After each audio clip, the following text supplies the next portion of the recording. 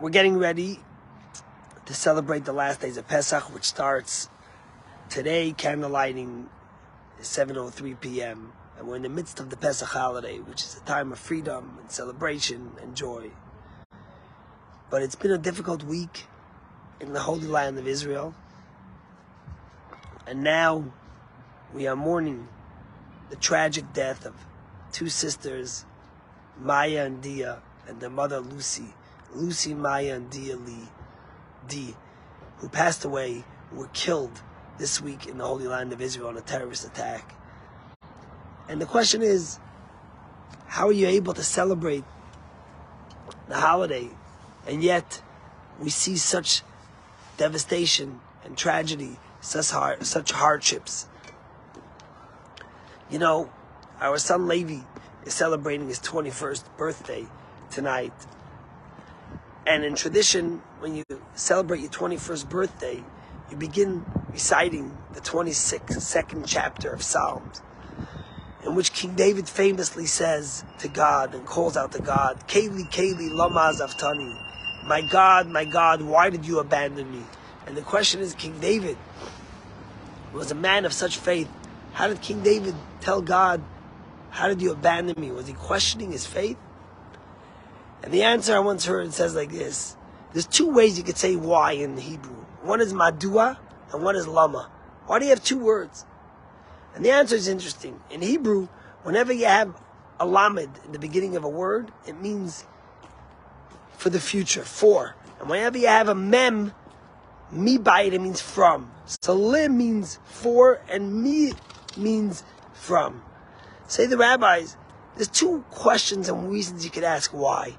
The first one is, madua, from where did this come? And that King David would never question.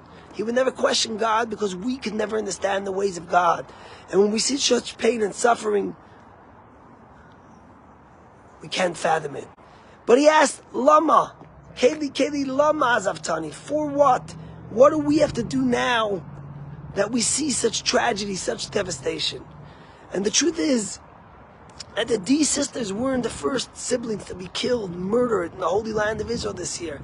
Just in the past 2-3 months, we've had 3 sets of siblings that were killed. First, the Paley family in the ramming in Jerusalem, then the Yaniv family, and now the D family. And as someone mentioned to me, maybe, just maybe, it's God telling us that we're all brothers and sisters, and we all have to unite. We all have to love each other. We all have to look towards each other and for each other, especially in a world where those around us hate us and want to kill us. And we have to be able to say, we are brothers and sisters. The entire Israel is one family, is one mishpacha. We're getting ready for the last days of Passover. In the last days of Passover, we celebrate the future redemption. The first days of Passover commemorates the redemption from Egypt. And the last days of Passover celebrate the future redemption. And sometimes we wonder and we say, you know, we're sitting in exile, we see so much tragedy. When are we going to be in Jerusalem? Last year, a man, Benjamin Wurzberger, at 95 years old, passed away. And the story of Benjamin Wurzberger, who was called Ish HaKoisel, the man of the Kotel, is a remarkable story. Starting in tragedy, Benjamin Wurzberger was in the Mauthausen concentration camp. He survived. He came to Israel. He met his wife. He got married. He moved to Afula. And he was a construction worker. At the age of 70 in Israel, you retire. He retired. And the next day he came to the Kotel Heritage Foundation, which manages the Kotel area. And he told them, I want a job. And they said, a job? You're 70 years old. What are you going to be able to do? He says, give me any job you can give me. I'll clean the walls. I'll clean the books. I just want to work here. I don't want any pay for it. And they said, why? And he said, let me tell you my story. When I was in Mauthausen, in the concentration camps,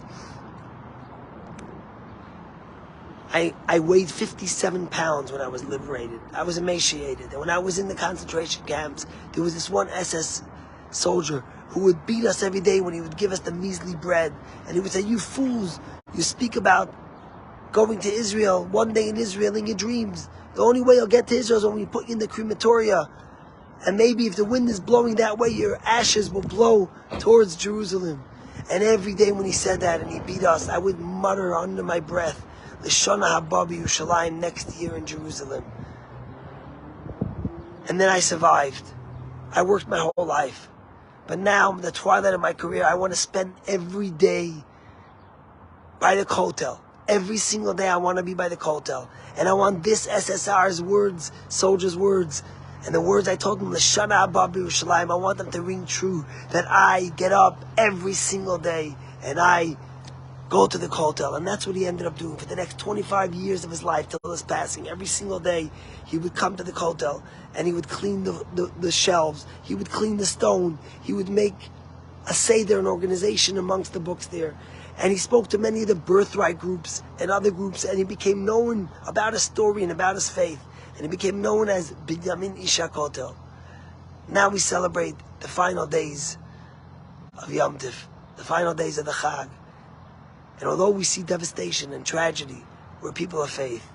And we know that just as we said, L'shana haba b'Yerushalayim, and now many of us live in Jerusalem, we have deep faith that the day of redemption, the ultimate redemption will come, when Umacha Hashem Dima, what God will wipe away and erase all tears, all pain.